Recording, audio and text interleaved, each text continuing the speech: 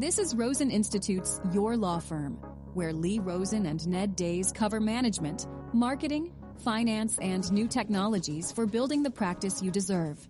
Here's Lee Rosen. It's good to be with you today from Thimphu, Bhutan, a country that proves that bigger isn't always better. Bhutan is a small country. It has just 700,000 people, and by strictly limiting the number of visitors, the number of tourists, Bhutan maintains a profitable tourism sector while safeguarding its culture and its natural environment.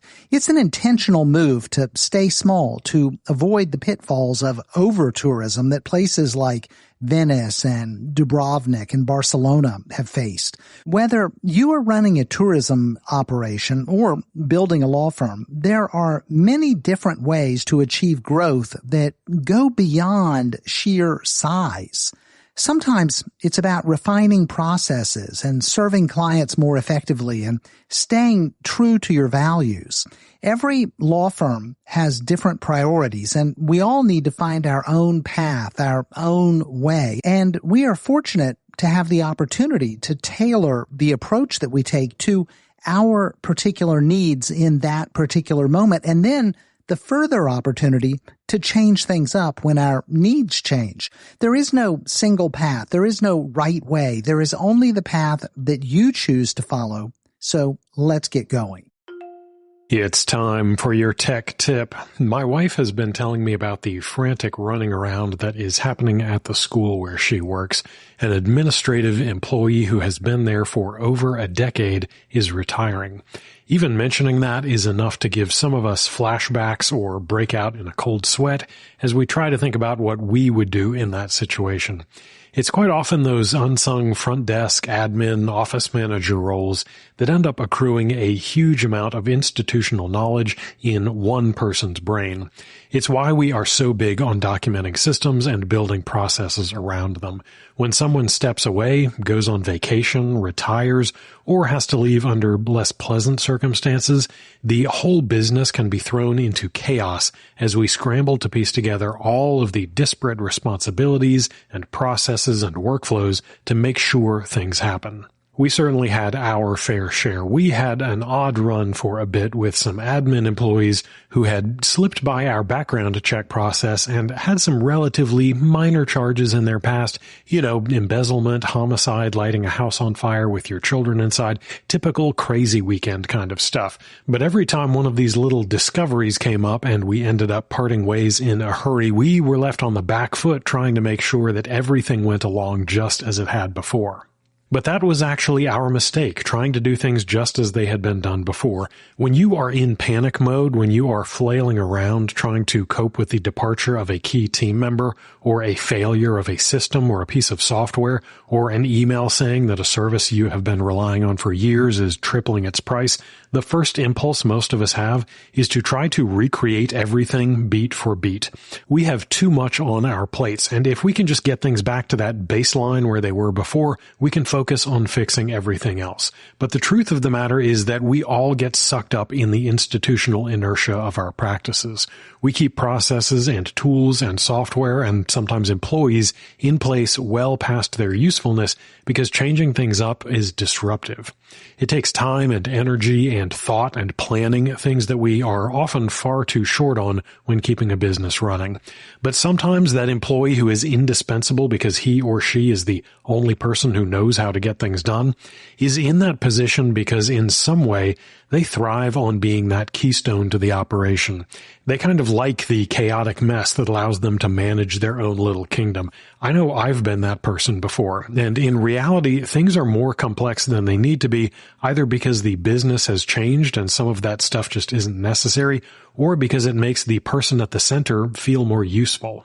Sometimes we take advantage of the software and tools at our disposal to do all kinds of things because it's there, we're paying for it, and why not?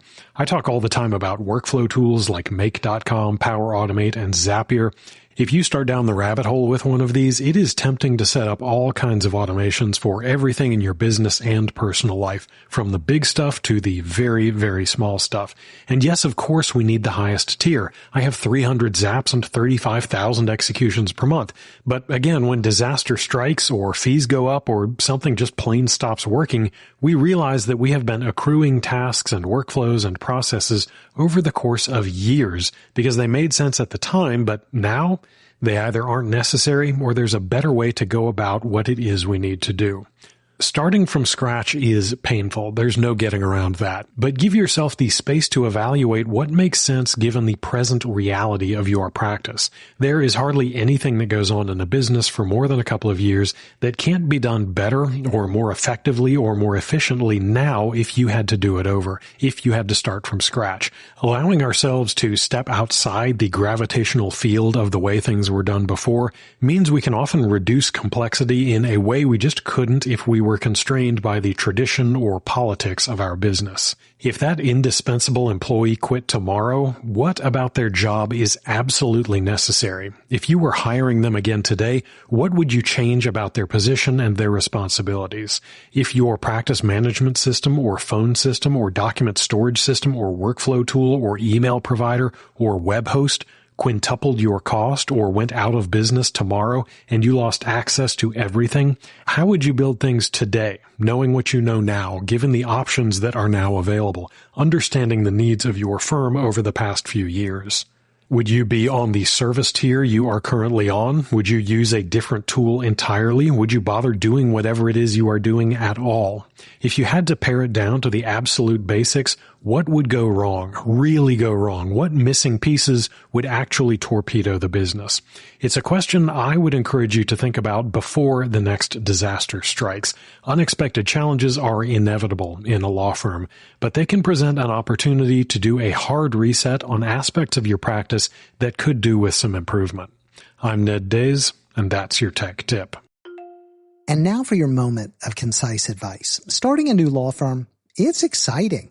It's even a little glamorous in your mind. You picture your name on the door, the sleek office, the perfectly crafted logo. But let's be real. While it's exciting and energizing, and I think a lot of fun, it's also pretty stressful. You've got a lot on your plate. You've got a lot that needs to get done, and you've got to build that client base. You've got to get that revenue flowing. That's what you've got to be laser focused on. That's what actually matters. So today, let's talk about a few of the mistakes that new solos and small firm founders make over and over again. A lot of it has to do with getting caught up too much in the glitz and glamour and too little focus on bringing the clients in through the door. Let's count down the top 5 mistakes from number 5 right on down to number 1. Mistake number 5, trying to be the everything lawyer.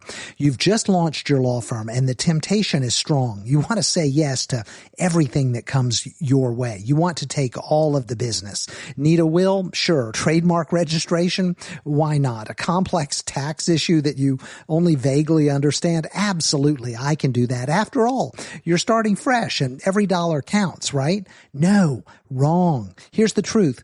Being everything to everybody, it makes you forgettable. You become one of 1,000 lawyers who do it all, and clients don't remember you when they actually need something specific. What you want to do early on, immediately, is pick a niche. Choose an area that excites you and that people need. When you become known for doing one thing exceptionally well, the referrals follow. The clients come through the door. Taking everything that walks in the door, it is not a formula for success. Now, I understand. I've been there. When you start your law firm, you're very worried about revenues, but you've got to focus. When I got going, I carved out a specialty. I focused on family law. I wasn't chasing everything. I focused on the cases that I could handle that aligned with my expertise and my interest. I say that because it worked. Referrals started rolling in because people knew exactly what I did and they trusted me to take care of the clients that they referred. They knew that I knew how to do the work that I was out there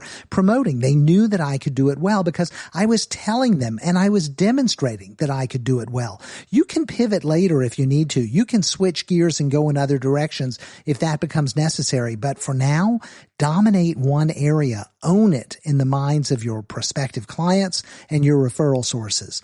Mistake number 4, getting bogged down in the bureaucracy before you even have the clients. I watch lawyers get so focused on the wrong things like filing documents to form their business, setting up an LLC, opening the business bank account, agonizing about which malpractice insurance policy to buy.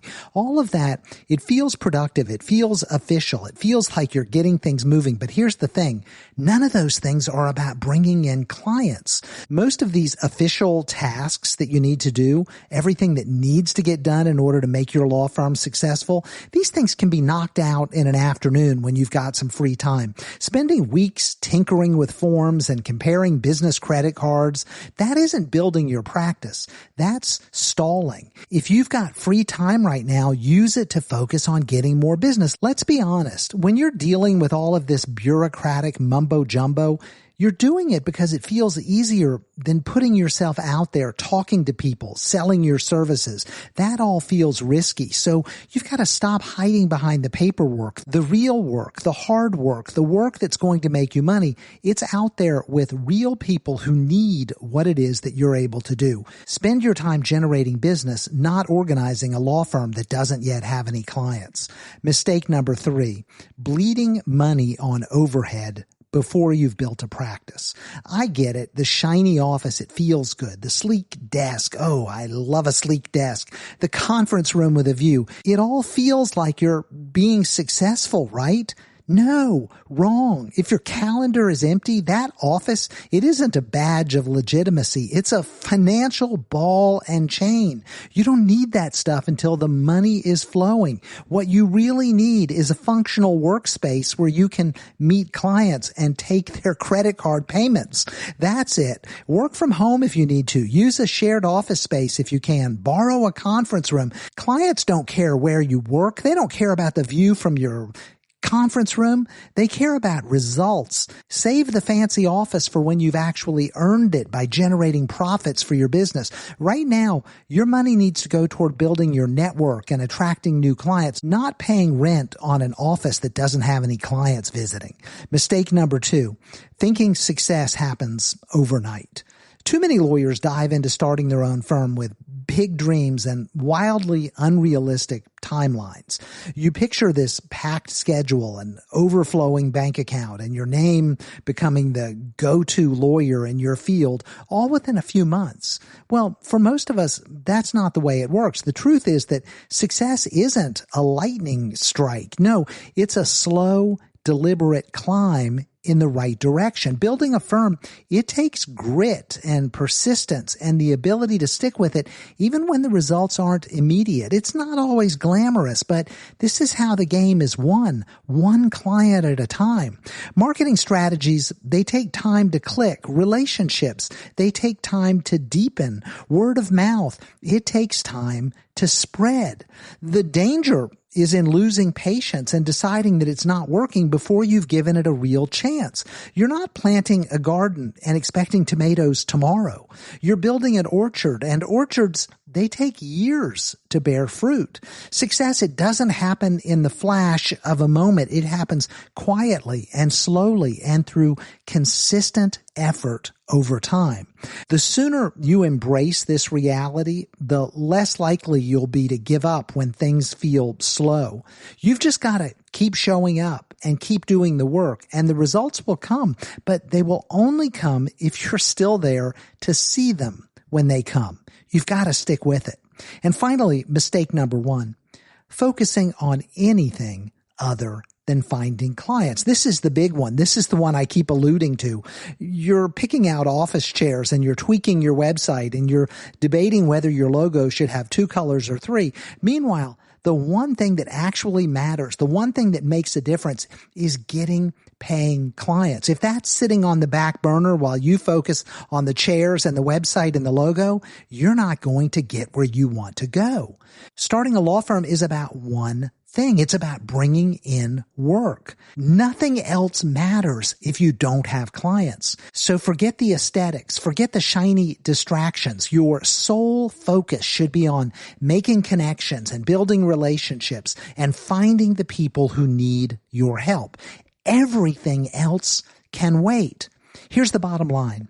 Starting a law firm is hard. It's awkward. It's a grind. But if you avoid these mistakes, if you keep your focus on what it is that really matters, you'll get through this messy beginning and build something absolutely incredible. Let go of the distractions, let go of the fear, and let go of the need to feel ready. Just go. Just start. Just go get the clients. That's your moment of concise advice. Wrapping up from Thimphu, thanks for spending a few minutes with me and Ned today. We hope you have a great weekend and an even better week next week. Keep plugging away, moving forward, and getting things done. You're on the right track. You'll get there. I promise. We're all in this together, and together we build better practices through better marketing, better management, and better technology. Until next time, I'm Lee Rosen. Thanks for listening to Your Law Firm. Subscribe to the Friday File at roseninstitute.com and join thousands of lawyers focused on working on, instead of in their practices. You'll find safe, successful, actionable approaches for transforming your firm. Sign up for free at roseninstitute.com.